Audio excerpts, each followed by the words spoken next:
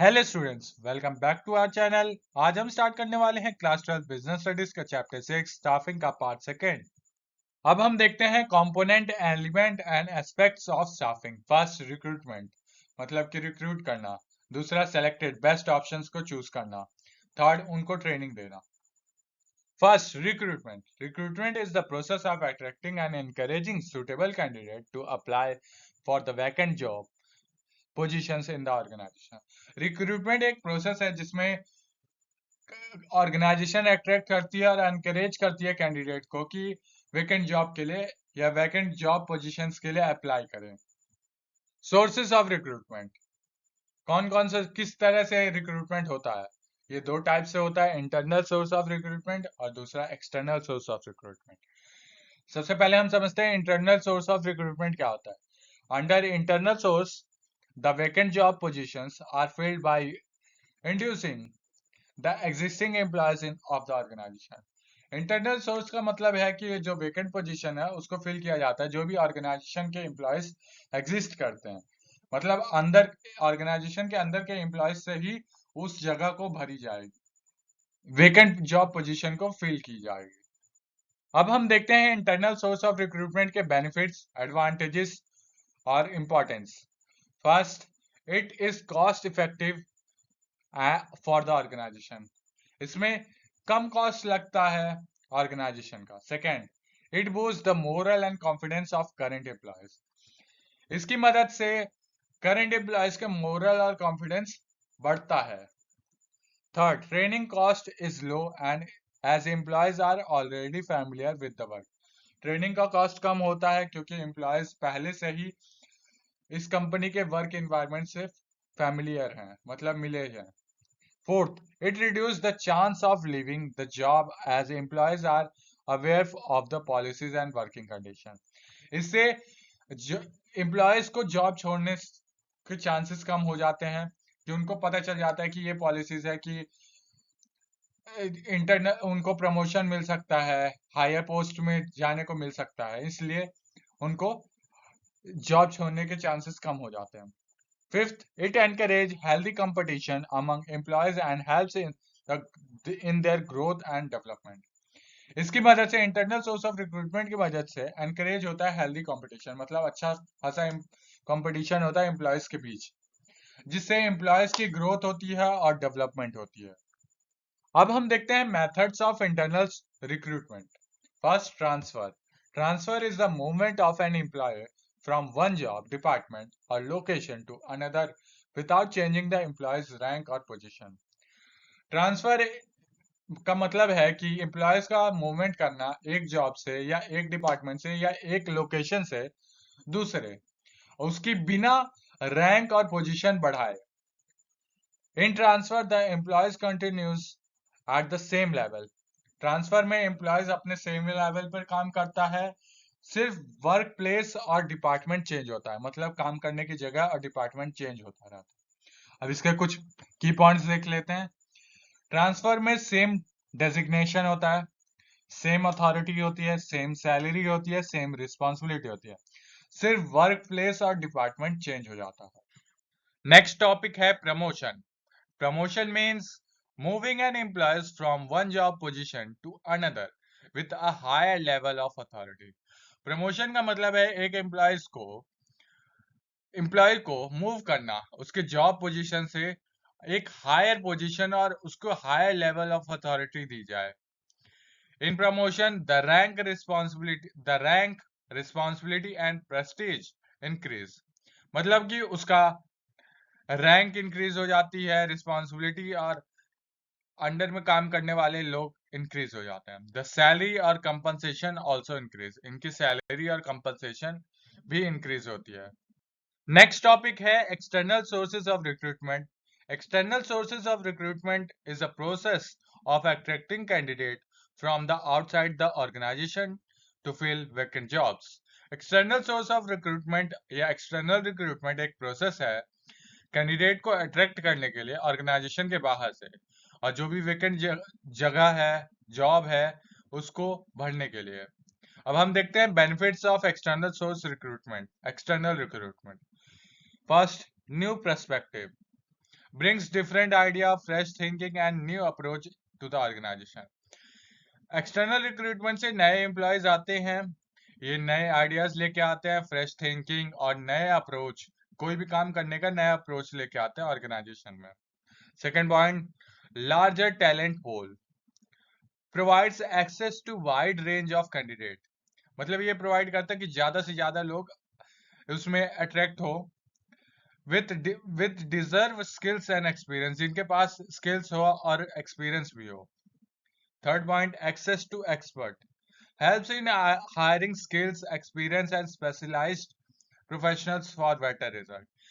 External recruitment की मदद से ये हेल्प करती है hiring skilled worker, experience worker और स्पेशलाइज्ड प्रोफेशनल्स को हायर करने में मदद करती है. Boost performance culture, encourage healthy competition and motivation existing employees to perform better. इससे एक कंपटीशन, हेल्दी कंपटीशन होता है जिससे मोटिवेट होते हैं जो करंट में एग्जिस्टिंग एम्प्लॉयज होते हैं, उनको बेटर परफॉर्म करने के लिए एनकरेज किया जाता है. अब हम देखते हैं disadvantages of external recruitment. First, lower employees confidence, मतलब एम्प्लॉयज का कॉन्फिडेंस कम हो जाता है. When outsiders are given for preference, जब आउटसाइडर को प्रेफरेंस दी जाए तो करंट एम्प्लॉय में feels disappointed and loss confidence. मतलब जो करंट एम्प्लॉयज जो वर्क कर रहे हैं करंट में ऑर्गेनाइजेशन में, वो डिसअपॉइंटेड हो जाएंगे और उनका कॉन्फिडेंस कम हो जाएगा. Second point, adaptation challenges. New hires from outside may take time to understand the company culture, policy and work system. जब नए एम्प्लॉयज को हायर करेंगे बाहर से तो उनको टाइम लगेगा कंपनी के कल्चर को अंडरस्टैंड करने में, पॉलिसी और वर्क सिस्टम को अंडरस्टैंड करने में. Third point, higher cost involve. It involves more expense such as advertisement, agency fee, selection process and other related cost. इसमें एक्सटर्नल सोर्स रिक्रूटमेंट में हायर कॉस्ट लगता है क्योंकि इसमें हमको एडवर्टाइजमेंट देना पड़ता है, एजेंसी की फीस देनी पड़ती है जिसके थ्रू आते हैं एम्प्लॉयज, नए वर्कर्स. सिलेक्शन प्रोसेस में भी लगता है, एक्सपेंस कॉस्ट होता है और बहुत सारे अलग कॉस्ट लगते हैं बहुत तरीके के. और फोर्थ पॉइंट है time consuming process. External recruitment एक टाइम कंज्यूमिंग प्रोसेस है. It requires more time at every step, like searching candidate, screening candidate, shortlisting, interviewing and final selection. इसमें बहुत समय लगता है.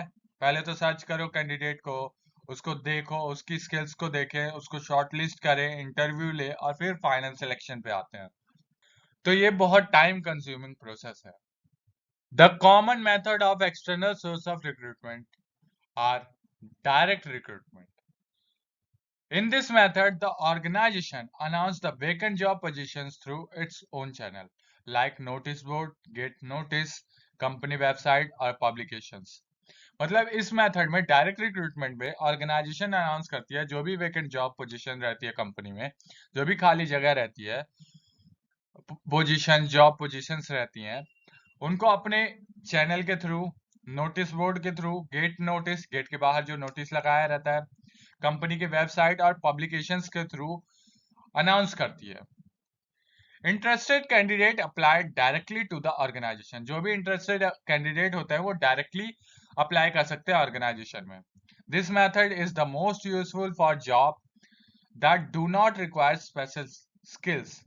ये मेथड वहां यूजफुल है जॉब उस तरह की कंपनीज में या उस तरह के जॉब्स होते हैं जहां कोई स्पेशल स्किल्स की जरूरत या एक्सपीरियंस की जरूरत नहीं होती, जैसे example peon, sweeper, helper etcetera. Next है casual callers. Usually weak companies keep an application files at the reception. मतलब ज्यादातर बड़ी कंपनियां एप्लीकेशन फाइल अपने रिसेप्शन पे रखती हैं. In this file they keep all the pending application that job seekers list when they visit. इस file में वो सारी पेंडिंग एप्लीकेशंस होती हैं जब पुराने जॉब ढूंढने आते हैं लोग, एम्प्लॉयज, वो जब विजिट करते हैं ऑर्गेनाइजेशन में तो उनका एप्लीकेशन बचा रहता है. This file is treated as waiting list of application. इस फाइल को वेटिंग लिस्ट ऑफ एप्लीकेंट कहा जाता है या उस तरह ट्रीट किया जाता है। Whenever a vacancy arises, suitable candidate from the waiting list are connected। मतलब जब भी वैकेंसी खाली रहती है, वैकेंसी में होती है, तब उनमें से सुटेबल कैंडिडेट को वेटिंग लिस्ट से कांटेक्ट करते हैं। It is a convenient and low cost method to find potential employees for available job positions। ये सबसे सरल और लो कॉस्ट मेथड है जिससे हम पोटेंशियल एम्प्लॉयज, ज्यादा एम्प्लॉयज को आप अवेलेबल पोजीशंस के लिए हायर कर सकते हैं, रिक्रूट कर सकते हैं। नेक्स्ट टॉपिक है advertising. Advertising is one of the most widely used method of external recruitment to inform people about the vacant job position। Advertising एक सबसे मोस्ट वाइडली यूज, सबसे ज्यादा यूज होने वाला मेथड है एक्सटर्नल सोर्स रिक्रूटमेंट का, जिसके थ्रू इन्फॉर्म पीपल को इन्फॉर्म किया जाता है vacant positions, vacant job positions के बारे में। Through advertisement organisation communicate details of the job opening to a large number of people. Advertisement के थ्रू ऑर्गेनाइजेशन कम्युनिकेट करती है डिटेल जो भी जॉब की पोजीशंस होती हैं, जॉब वैकेंट जॉब पोजीशंस होती हैं, उसको बड़े मात्रा में, बड़े लोगों से, लार्ज नंबर ऑफ पीपल से कम्युनिकेट करती है। The main drawback is that it may receive a very heavy response. इसका सबसे बड़ा ड्रॉबैक है कि बहुत सारा रिस्पॉन्स मिलता है, बहुत ज्यादा, मतलब कि इतना ज्यादा कि सबको रख नहीं सकते। अब हम देखते हैं एम्प्लॉयमेंट एक्सचेंज। एम्प्लॉयमेंट एक्सचेंज होता क्या है? Government employment exchange act as intermediaries between job seekers and organization that have vacant jobs।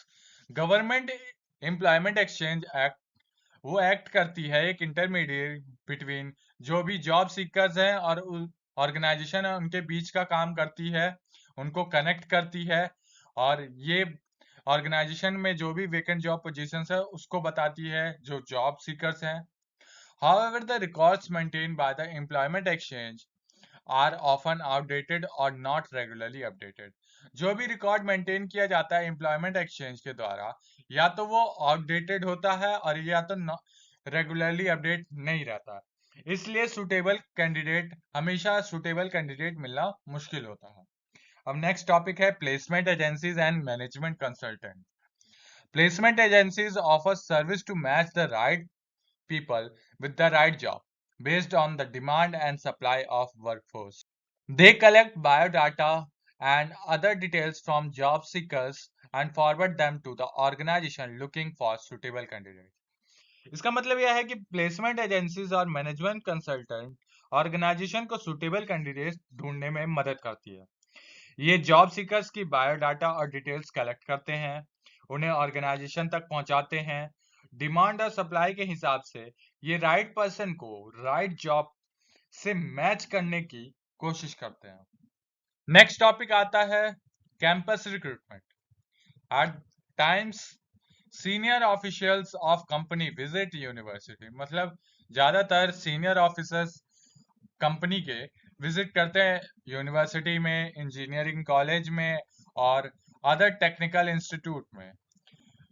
क्यों जाते हैं? वो हायर करने फ्रेश ग्रेजुएट्स और people with latest technology knowledge. वो जाते हैं हायर करने के लिए जो भी फ्रेश नए लोगों को या नए ग्रेजुएट्स को जिनके पास लेटेस्ट टेक्निकल नॉलेज हो, उनको हायर करने के लिए। Companies prefer fresh talent as they can be trained and developed as per their needs. Company ज्यादातर प्रेफर करती है फ्रेश टैलेंट और उनको ट्रेन और डेवलप कर दिया जाता है अपने काम के अनुसार। अब नेक्स्ट टॉपिक आता है recommendation from present employ.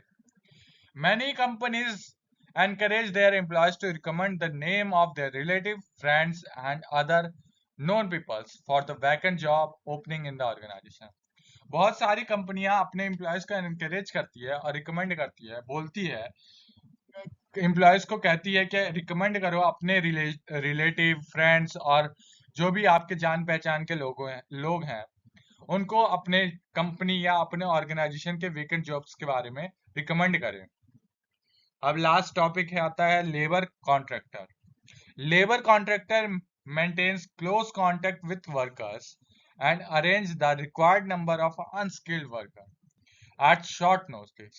Labour contractor maintain करता है एक कॉन्टैक्ट, मतलब वर्कर्स के साथ अच्छा रिलेशन बना रहता है, और इसके कारण जब भी छोटे समय पे अनस्किल्ड वर्कर की जरूरत हो तो लेबर कॉन्ट्रैक्टर बड़े आसानी से वर्कर्स लाकर देता है। For example service they charge a certain commission, इस सर्विस के लिए वो कमीशन चार्ज करते हैं। नेक्स्ट टॉपिक आता है टेलीविजन एडवर्टाइजमेंट। टेलीविजन एडवर्टाइजमेंट होता क्या? Nowadays organisation promotes job vacancies through TV channels. इस समय पे ज्यादातर ऑर्गेनाइजेशन अपने वैकेंसीज को प्रमोट करती है टीवी चैनल्स के थ्रू, और वो they highlight the job requirement and qualification needed for applicant. वो हाईलाइट करती है कि हमको किस तरह के जॉब एम्प्लॉयज या एप्लीकेंट की जरूरत है और उसके पास क्या क्वालिफिकेशन होना चाहिए, ये सब वह हाईलाइट करती है। This method helps them reach a wide audience. इस मेथड से उनको मदद होता है कि वो वाइड ऑडियंस, ज्यादा लोगों से जुड़ सके क्विकली। अब नेक्स्ट टॉपिक है online job portals. Many websites are built to connect employees with job seekers. बहुत सारी वेबसाइट्स बनी हुई है जिसके थ्रू एम्प्लॉयज और जॉब सीकर्स कनेक्ट हो सकते हैं ऑर्गेनाइजेशन से। These platforms shares details about open positions and company profile. ये प्लेटफॉर्म्स सब कुछ डिटेल्स शेयर करती है, किस पोजीशन के लिए है, कंपनी की क्या प्रोफाइल्स हैं, ये सब शेयर करती है। Popular job portals includes Naukri.com and Monster.com and many more. ये पॉपुलर पोर्टल हैं Naukri.com और Monster.com, और भी बहुत सारी हैं। अब हम देखते हैं difference between internal and external recruitment. First, सबसे पहले हम मीनिंग समझते हैं। Internal recruitment, vacant positions are filled by promoting and transferring current employees within the organisation. मतलब जो भी वेकेंट जॉब या पोजीशंस होती हैं उनको प्रमोटिंग और ट्रांसफरिंग के थ्रू, जो भी कंपनी में करेंट एम्प्लॉयज होते हैं उसके थ्रू भरा जाता है ऑर्गेनाइजेशन में, वो ऑर्गेनाइजेशन के अंदर ही। और जबकि external source of recruitment, vacant positions are filled by recruiting candidate from outside the organization. जो भी vacant positions होती हैं उसको भरा जाता है रिक्रूटमेंट के थ्रू, कैंडिडेट जो भी बाहर ऑर्गेनाइजेशन के बाहर से रिक्रूट किया जाता है। अब हम देखते हैं time. It take less time and the candidate are already known to the company. मतलब इंटरनल रिक्रूटमेंट में कम टाइम लगता है और जो भी कैंडिडेट होता है वो कंपनी को पहले से जानते हैं, जबकि एक्सटर्नल सोर्स में it takes more time due to advertisement, screening and selection process. मतलब इसमें बहुत टाइम लगता है एडवर्टाइजमेंट की वजह से, स्क्रीनिंग की वजह से और सिलेक्शन प्रोसेस की वजह से। अब नेक्स्ट बेसिस है cost. It is more economical since there is no need to search outside source. ये बहुत ज्यादा इकोनॉमिकल होता है, इसमें पैसा लगता ही नहीं है, क्योंकि इसमें बाहर से कोई सर्च करने की जरूरत नहीं है, कोई सोर्सेस की जरूरत नहीं है कि किसको रखना है किसको नहीं रखना है, वो ऑर्गेनाइजेशन के अंदर का होता है, इसलिए इकोनॉमिकल होता है। External recruitment, it is costlier as it involves expense on advertisement and selection. ये कॉस्टलियर है या इसमें कॉस्ट ज्यादा लगता है क्योंकि इसमें एडवर्टाइजमेंट और सिलेक्शन प्रोसेस होता है। अब बात करते हैं नेक्स्ट बेसिस है choice. Limited number of candidate are available, so options are restricted. मतलब कि इंटरनल रिक्रूटमेंट में लिमिटेड नंबर ऑफ कैंडिडेट रहते हैं, अवेलेबल रहते हैं, मतलब जो अच्छा काम करेगा उसी को ना प्रमोट करेंगे, उसी का ट्रांसफर करेंगे, तो इसलिए ऑप्शंस बहुत रिस्ट्रिक्टेड, बहुत कम रहते हैं। जबकि एक्सटर्नल सोर्सेज ऑफ रिक्रूटमेंट में a large number of candidates are available giving wider options. इसमें बहुत सारे कैंडिडेट अवेलेबल होते हैं और ये हमको या एक्सटर्नल रिक्रूटमेंट करने वाले को वाइडर ऑप्शंस देते हैं, बहुत सारे ऑप्शंस देते हैं कि इनमें से बेस्ट को चूज करो। अब लास्ट बेसिस है employees moral. It improves employees morale as they get growth and advancement opportunity। मतलब इसके थ्रू एम्प्लॉयज का मोरल इंक्रीज होता है और क्योंकि उनको ग्रोथ और एडवांसमेंट अपॉर्चुनिटी मिलती है। इट में आप देखते हैं एक्सटर्नल रिक्रूटमेंट में it may reduce employees moral as outsider get preference over existing staff. मतलब कि इसमें एम्प्लॉयज का मोरल कम हो जाता है क्योंकि बाहर के लोगों को प्रेफरेंस पहले दी जाती है एग्जिस्टिंग जो भी एम्प्लॉयज काम करते हैं उनसे पहले। थैंक यू फॉर वॉचिंग, मिलते हैं नेक्स्ट वीडियो में। अगर आपको ये वीडियो अच्छी लगी हो तो प्लीज लाइक शेयर और सब्सक्राइब जरूर करें।